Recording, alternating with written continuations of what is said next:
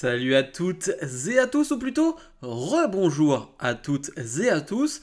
On se retrouve donc en cet après-midi pour parler d'un certain Gunther et on va se demander aujourd'hui si c'est le meilleur catcheur actuellement chez WWE.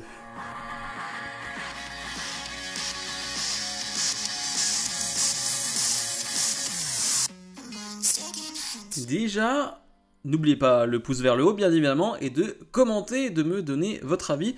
Je le répète assez souvent mais c'est hyper important pour le référencement de mettre le pouce vers le haut directement, voilà, s'il vous plaît, et commenter, voilà, c'est hyper important. Mais je vais donc vous expliquer comment cette vidéo va s'articuler. Déjà, on va voir comment on peut considérer quelqu'un comme être le meilleur catcheur d'une fédération, du monde, peu importe.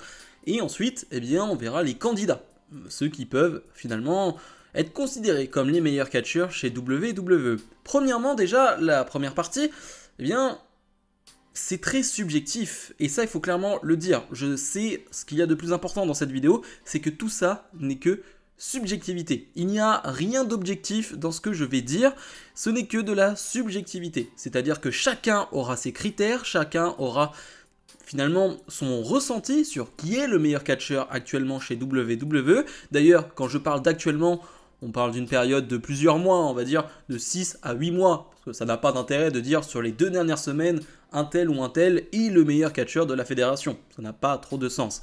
Mais donc, comme je le disais, tout ça n'est finalement qu'une histoire de subjectivité, et chacun aura ses critères. Chacun aura ses critères. Donc, personnellement, il y a un peu de tout. C'est-à-dire que d'un côté, je mets beaucoup l'accent, et vous le savez en vidéo pour ceux qui me regardent assez souvent, sur la personnalité, sur le personnage, sur les promos, sur l'acting. C'est finalement, je pense, quand on était petit, ce qui nous a fait aimer le catch. Les personnages, la manière dont ils agissaient, la manière dont ils se comportaient. Et pour moi, ça fait partie des critères. Voilà, ça fait partie des critères pour considérer quelqu'un comme le meilleur catcheur du monde. À côté de ça, bien évidemment, il faut allier à ça le côté technique, le côté catch pur, j'ai envie de dire, ce qu'il est capable de faire sur un ring, et on peut rajouter à ça le prestige. S'il est un champion, s'il a une ceinture depuis un long moment, s'il défend bien cette ceinture, s'il est un champion intéressant, bref, tout ça cumulé finalement va nous donner une réponse. Je répète, encore une fois, chacun n'aura pas les mêmes critères, chacun...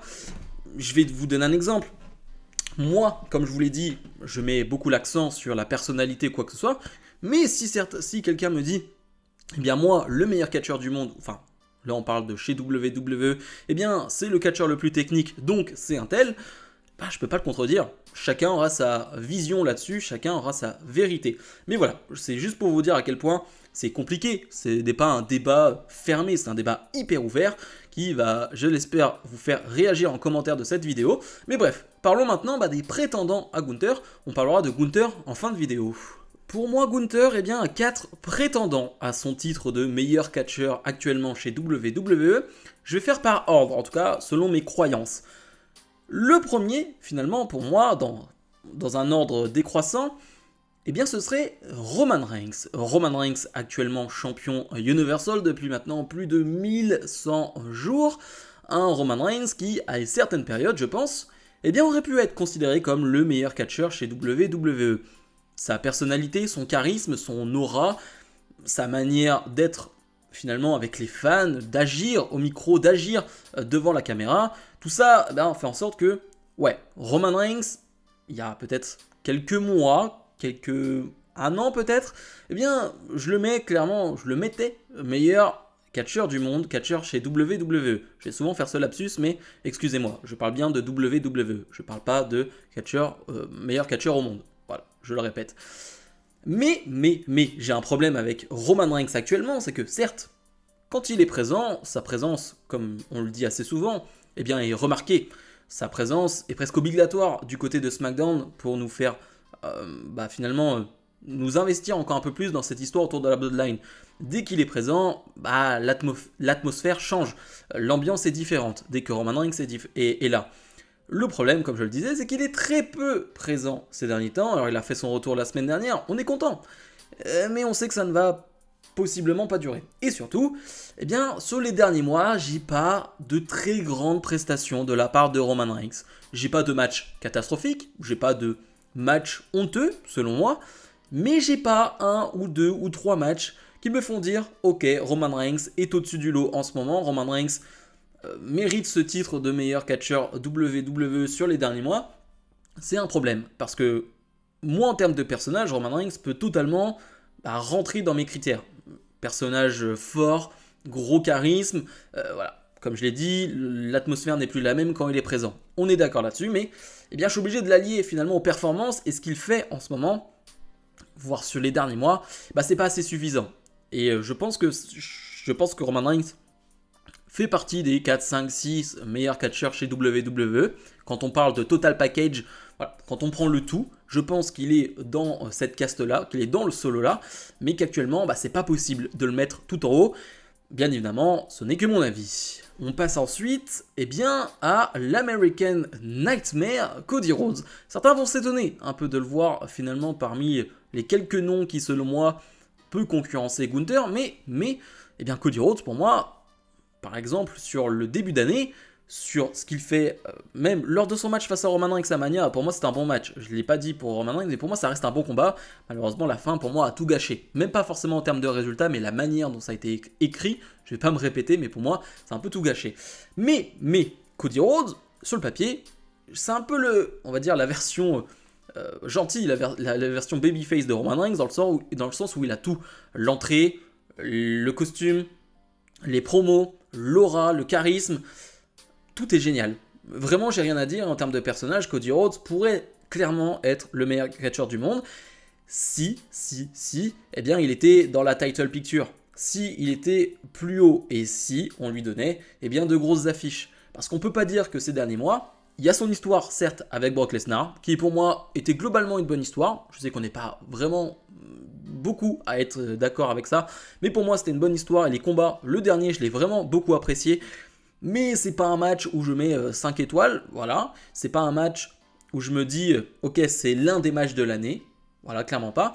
Et comme je le disais, Cody Rhodes n'est clairement pas dans la title picture, n'est pas trop mis en avant. Il est présent chaque semaine, il est dans quasiment même tous les shows en ce moment. Mais pour moi, c'est pas assez. C'est pas assez parce qu'il a eu une longue phase où il s'est retrouvé face au Judgment Day, face à Dominic Mysterio lors de Money in the Bank. C'était un match sympathique aussi, mais qui va pas plus loin. Donc forcément, on n'a pas forcément vu le Cody Rhodes à son plein potentiel. On n'a pas vu le grand Cody Rhodes. Le Cody Rhodes qui fait son match à Hell in a Cell contre Seth Rollins avec son pec déchiré, ce Cody Rhodes là peut être le meilleur catcheur chez WWE. Voilà, ce Cody Rhodes là peut l'être. Maintenant, comme je le disais, tout dépend de l'environnement, tout dépend du booking, tout dépend de ta place dans la carte. Et en ce moment, Cody Rhodes, c'est pas trop ça. Ça peut vite changer, parce qu'on voit que l'histoire avec la Bloodline peut reprendre avec Cody, et donc on peut relancer quelque chose, on peut relancer des gros matchs, des grosses affiches, etc. Mais pour le moment, il est certes dans les 5-6, à la manière d'un Roman Reigns, mais ça va pas plus haut.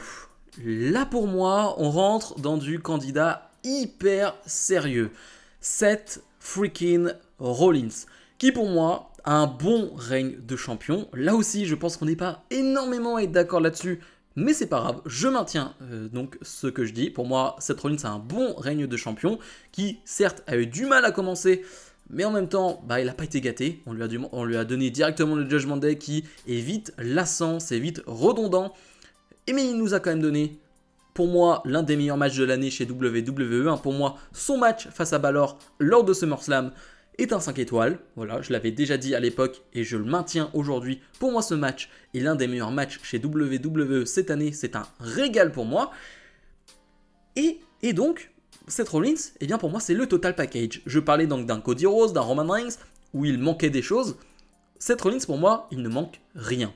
Il ne manque rien. Si quelqu'un aujourd'hui me dit Seth Rollins est actuellement, donc depuis plusieurs mois, le meilleur catcheur chez WWE, je ne pourrais pas le contredire. Je pourrais même être d'accord avec lui. Simplement, vous verrez qui je mets, on va dire, quasiment à la même hauteur qu'un Gunther. Vous verrez ensuite. Il y a un peu plus fort que lui, mais vous comprendrez pourquoi. Mais Seth Rollins a pour moi tout ce qu'il faut pour être considéré comme le meilleur catcheur actuellement chez WWE. Son travail en promo en tant que babyface. Et d'ailleurs, il y aura une vidéo demain. Voilà, j'enchaîne les vidéos en ce moment parce que j'ai vraiment beaucoup de sujets sur lesquels je veux m'exprimer. Donc, voilà, j'espère que ça vous régale, j'espère que ça vous plaira. Mais demain, on parlera de Cody Rhodes et du côté babyface. On en parlera. Mais pour moi, comme je le disais, donc en promo, ce qu'il fait en tant que babyface, c'est fantastique. Parce que pour moi, eh bien, être un babyface actuellement en 2023, c'est pas évident. Je ne vais pas rentrer dans les détails parce que j'en parlerai plus demain, donc soyez présents. Mais c'est pas évident et je trouve qu'il fait superbement bien son travail. Il arrive à me hyper à chaque fois. Alors que par exemple, quand on part la deuxième fois sur la rivalité Balor-Rollins, je me dis, oh, c'est long, mais à chaque fois qu'il y a des promos de Rollins, eh bien je me remets dedans, même si c'était bien trop long cette histoire. Nakamura contre Rollins, le premier match, je dis c'est sympa, mais on repart sur cette histoire-là. Je dis ok cool, bon, il y a un Nakamura qui s'élève aussi, il y a un Nakamura qui devient le Nakamura qu'on veut voir, mais il y a un Rollins aussi qui se met à ce niveau-là et qui permet à Nakamura d'être à ce niveau-là. Et donc ça donne, je trouve, un bon combat lors de Fastlane. J'ai vraiment beaucoup aimé ce combat. Et je me dis qu'il a tout. Bon combat, charisme, promo, il est over avec le public. Le public ne fait que chanter son thème d'entrée. Il a tout. Mais le problème, pour moi, c'est que y a quelqu'un qui est au-dessus, voire deux personnes au-dessus. Je mets Gunther au-dessus. Et vous allez voir qui est au-dessus pour moi.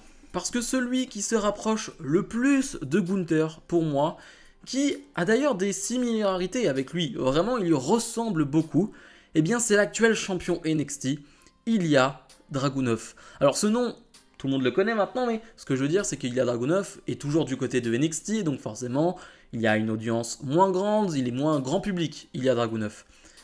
Mais ce qu'il fait depuis des mois, et maintenant en tant que champion NXT, il n'est champion que depuis quelques semaines, donc je ne vais pas juger son run en tant que champion, bien évidemment. Mais ce qu'il fait depuis des mois du côté de NXT n'est que la continuité de ce qu'on avait vu de lui ces derniers mois, ces dernières années. C'est, comme je le disais, je dirais pas le pendant de Gunther, mais presque. On le sait, les deux se sont déjà affrontés du côté d'NXT UK. Ça a été des combats réellement légendaires, vraiment. C'est des combats dingues, c'est des combats fantastiques, exceptionnels, d'un autre niveau. Et bien, vraiment, Ilya Dragunov se met au niveau d'un Gunther. Vraiment, parce que je pense que lui n'a pas compris encore en 2023 que le catch était scénarisé. Je pense que lui pense que le catch est réel. Je pense que tout ce qu'il fait est réel et je pense qu'il le pense. Vraiment, c'est-à-dire que il est à 3000% dans tout ce qu'il fait. Parce que quand on parle d'Ilya Dragunov, on parle souvent de ses capacités sur le ring, son intensité. Et c'est le mot que j'emploie très souvent avec Ilya Dragunov et que j'emploie souvent avec Gunther. C'est vraiment une comparaison qui est vraiment assez facile à faire. Vraiment, il est intense sur le ring. Il ne lâche jamais. Tu regardes un match d'Ilya Dragunov, tu transpires devant ton écran tellement il se donne. Mais simplement, il ne se donne pas. Voilà, c'est pas simplement quelqu'un, un bourrin qui se donne. Le gars est bon techniquement. Et moi, ce que j'aime du côté de Dragunov, ce que n'a pas Gunther, mais on en reparlera après, mais parce qu'il est dans un personnage différent, c'est tout ce personnage que Ilya Dragunov finalement met en avant. Les expressions faciales d'Ilya Dragunov sont extraordinaires. Mais ça, j'en parle depuis des années maintenant. Ilya Dragunov est un fantastique catcheur, mais il ne laisse pas de place aux détails. Vraiment, regardez son visage à chaque fois. Quand il a peur, tu le ressens. Quand il a envie de tuer son adversaire, tu le ressens. Quand il a mal, tu le ressens. C'est peut-être bête, mais c'est pas le cas de tout le monde. Je trouve qu'il y a un effort qui est fait de ce côté-là, du côté de Dragunov. Et comme je le disais, je parle de son côté in-ring, mais alors en termes de promo, c'est génial aussi. Parce que toute cette intensité qu'il est capable de mettre sur un ring, il la met aussi au micro. Et il est capable de calmer cette intensité pour être plus calme. Mais quand il est plus calme, d'ailleurs, ça fait encore plus peur. Parce que les mots qu'il emploie et la voix qu'il a, quand il parle lentement, de manière plus tranquille, ça fait encore plus peur. Tu as l'impression qu'il va vraiment te décapiter. Et j'adore ce Dragunov.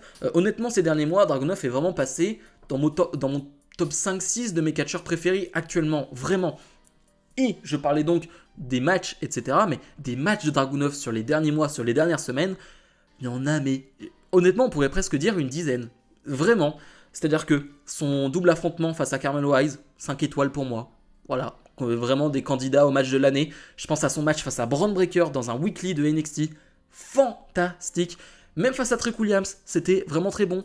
Face à Baron Corbin, le match face à Dijak, c'était il y a quelques mois ça déjà. Génial, vraiment génial.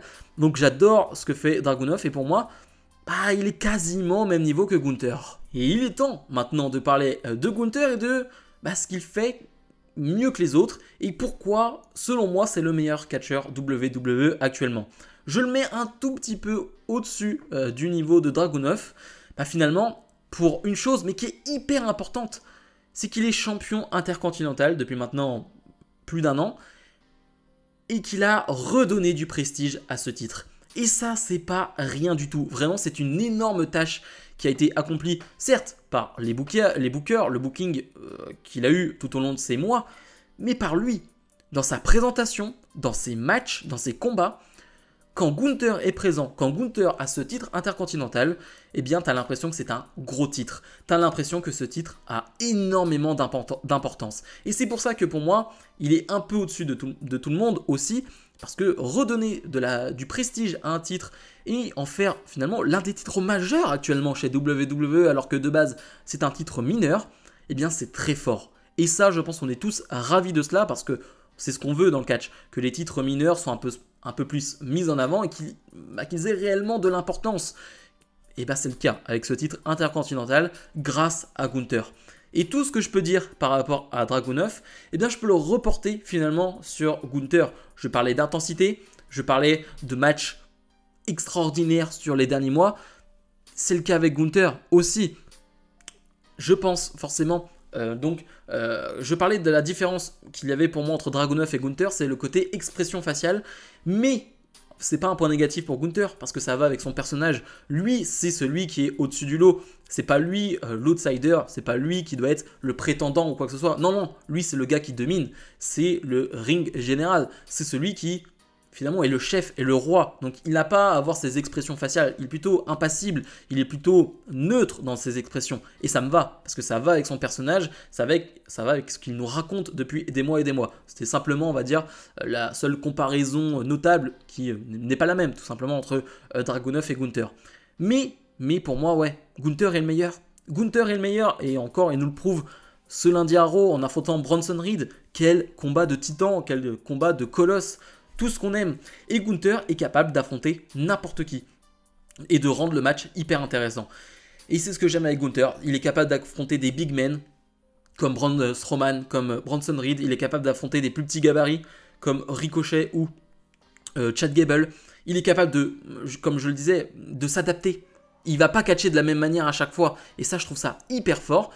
Et en plus de cela, il a un arsenal de prises qui est assez dingue, assez incroyable, parce qu'il peut finir les matchs avec plusieurs prises de manière différente. Et ça, je trouve ça dingue. Bref, Gunther est franchement le catcheur actuel le plus fort, le plus dévastateur, le meilleur, je pense, actuellement, chez WWE. Bref, c'était un presque top 5 finalement des meilleurs catcheurs actuellement chez WWE selon moi. Donc n'hésitez pas à me donner votre top 5. Bien évidemment, débattez sur Gunther, etc. etc. Mais donnez-moi votre top 5. Bien évidemment, je lirai tout. Et surtout, n'ayez pas honte de votre top 5. Bien évidemment, votre top 5 sera totalement différent des autres. Parce que, comme je l'ai dit tout à l'heure, tout ça n'est que subjectivité et forcément, on n'est pas tous touchés par les mêmes choses. Donc, n'ayez pas honte, donnez votre top 5, même s'il est totalement différent de ce que peuvent raconter les gens. Bref, comme d'habitude, n'oubliez pas de mettre le pouce vers le haut, de vous abonner. Et nous, on se retrouve donc dès demain pour une nouvelle vidéo. Salut, salut!